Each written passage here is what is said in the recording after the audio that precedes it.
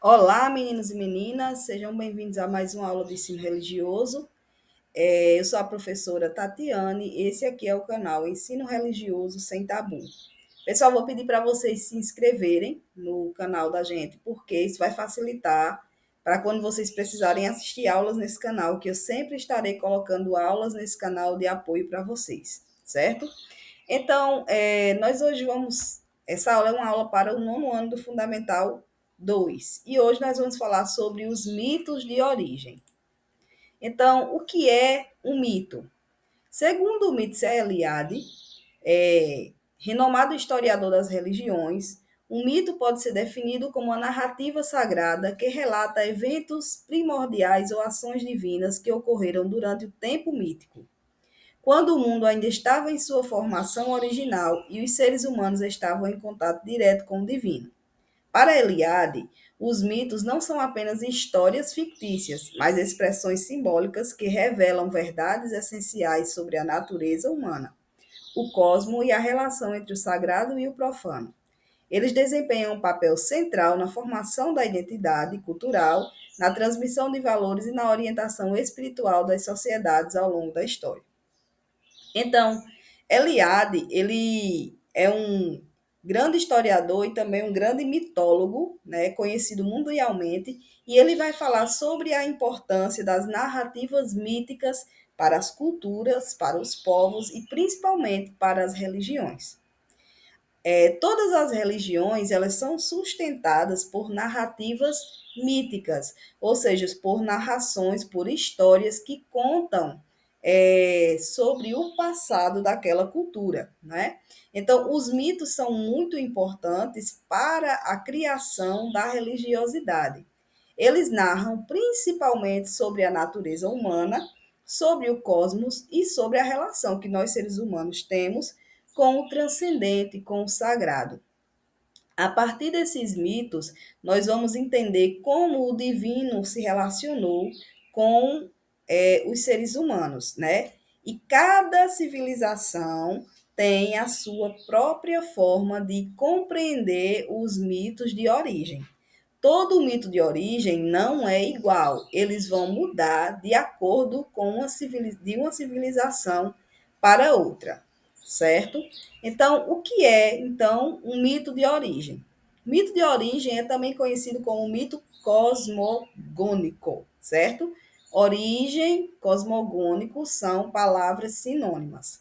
São narrativas que descrevem a criação do universo, da Terra, da humanidade, conforme entendidas por diferentes culturas e tradições ao redor do mundo. Ou seja, a cosmogonia se refere a tudo aquilo que ocorreu no início. No início do quê? No início da criação, nos primórdios da criação, certo?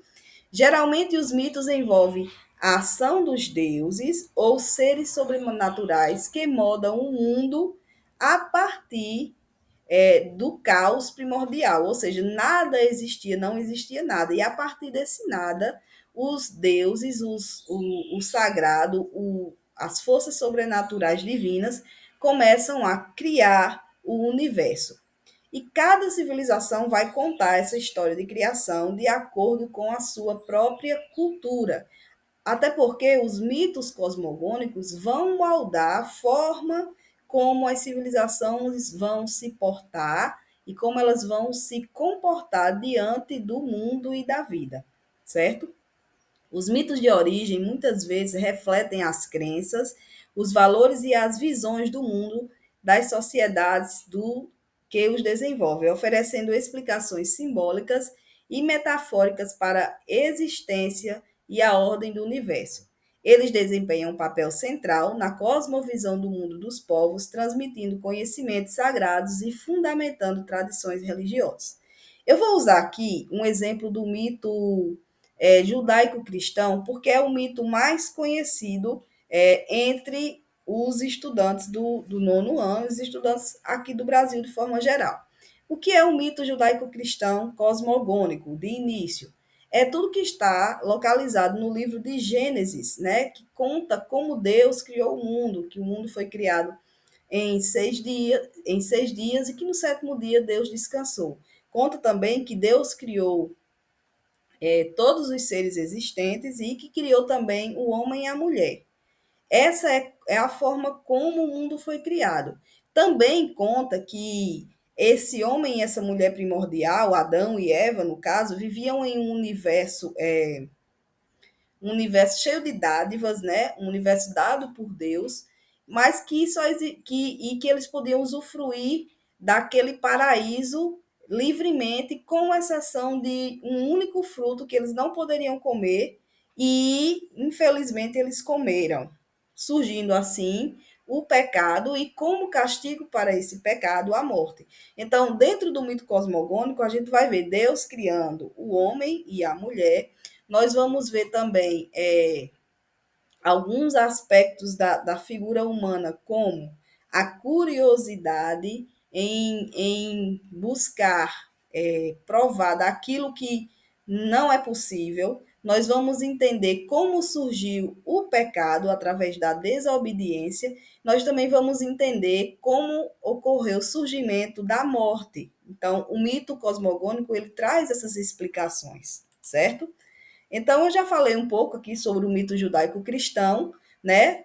O mundo foi criado em 7 dias, nós temos aí uma representação da divindade, logicamente que nós não sabemos como é que é essa divindade judaico-cristã, mas essa é uma representação para a gente ter uma alegoria de como pode ter sido. Nós temos aí de 1 a 7, representando os 7 dias da criação, e ali embaixo um casalzinho representando Adão e Eva. No cristianismo, a narrativa do Gênesis descreve que Deus criou o universo em 6 dias, separou a luz das trevas, criando o céu e a terra, os planetas, os animais e, finalmente, o homem e a mulher. Já o islamismo, ele tem a criação do mundo em 6 dias, tá? No Islã, a criação do universo é narrada no Alcorão, que é o livro sagrado do islamismo, como a gente já estudou, onde Alá cria o mundo em 6 dias e descansa no sétimo. A humanidade é criada a partir do barro e do sopro divino, assim como também no mito judaico-cristão do Gênesis, né? Muito parecido essas duas narrativas. Não existe nenhuma representação para a criação no mito de origem islâmico, porque o islamismo não aceita a iconografia, conforme nós já estudamos em momentos anteriores. O islamismo não aceita nenhum tipo de imagem que represente Allah ou Maomé ou qualquer divindade, ou a divindade ou qualquer homem, certo? Para que não surja com isso a adoração de outra coisa que não seja a palavra de Deus no Alcorão e o próprio Alá.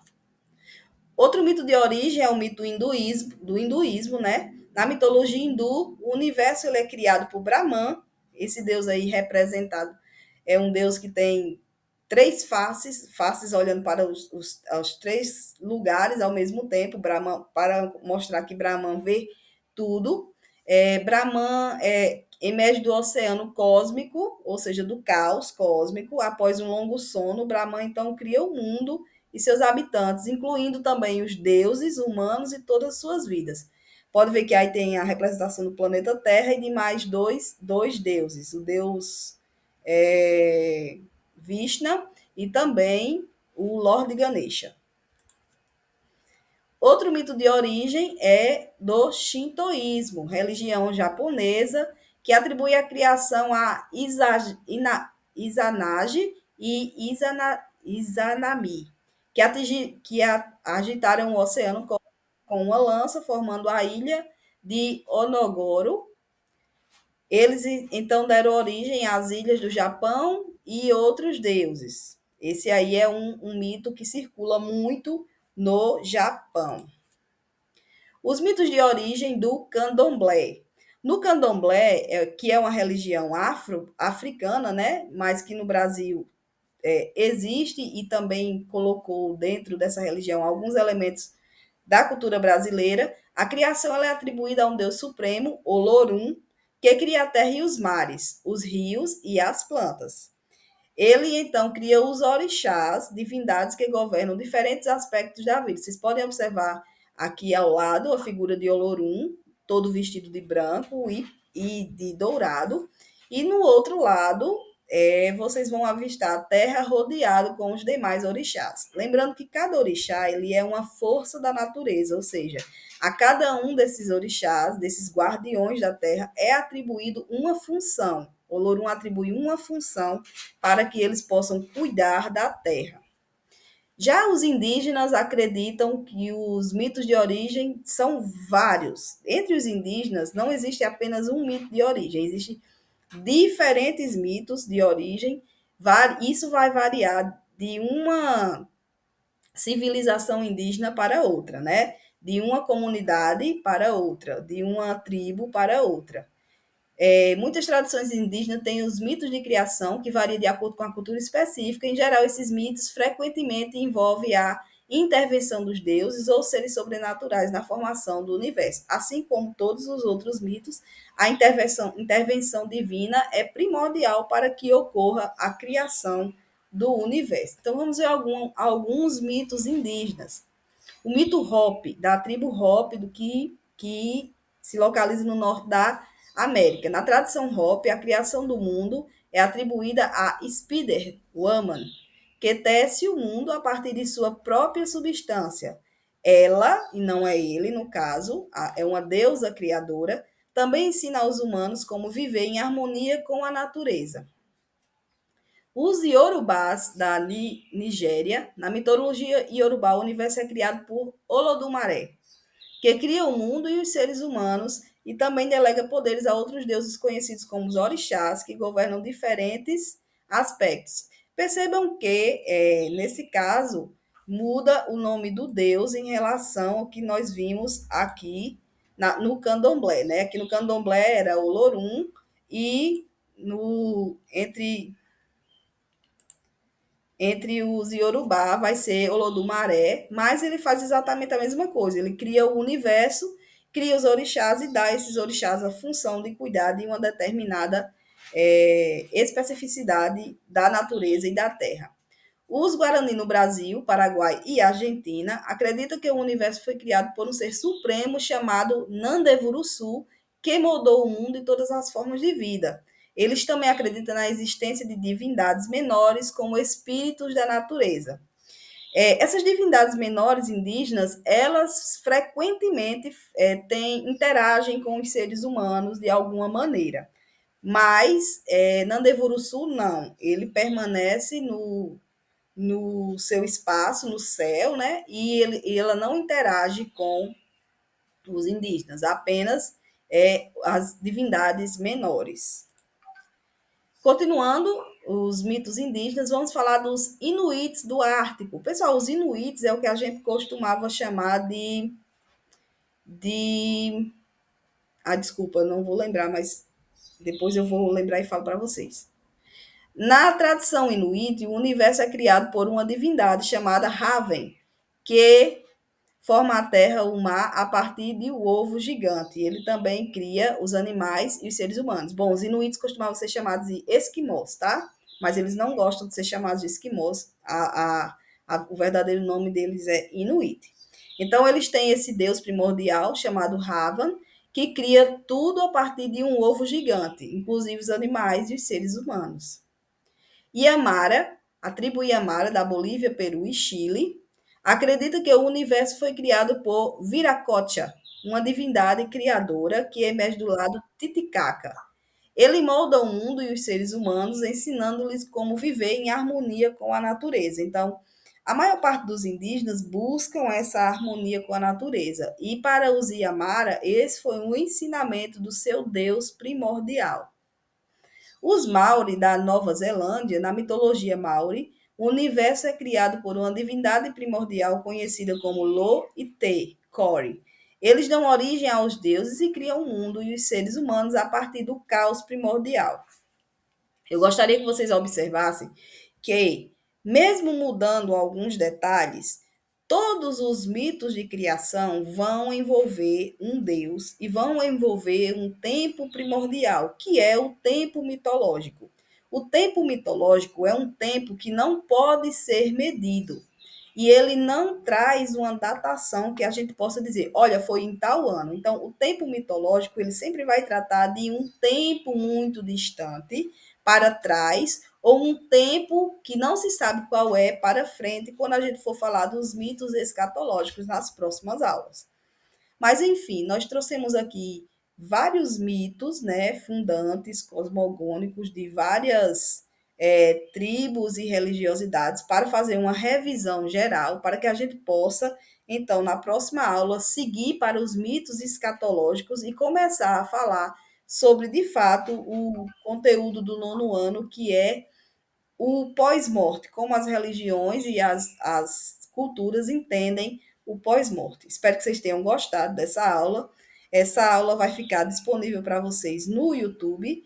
E se vocês tiverem alguma dúvida, me chamem na escola para tirar essas dúvidas. Vamos fazer exercícios na sala e vamos também fazer um debate sobre essa aula de hoje. Então, por favor, não esqueça de se inscrever para poder facilitar o acesso de vocês, tá certo? Até a próxima aula.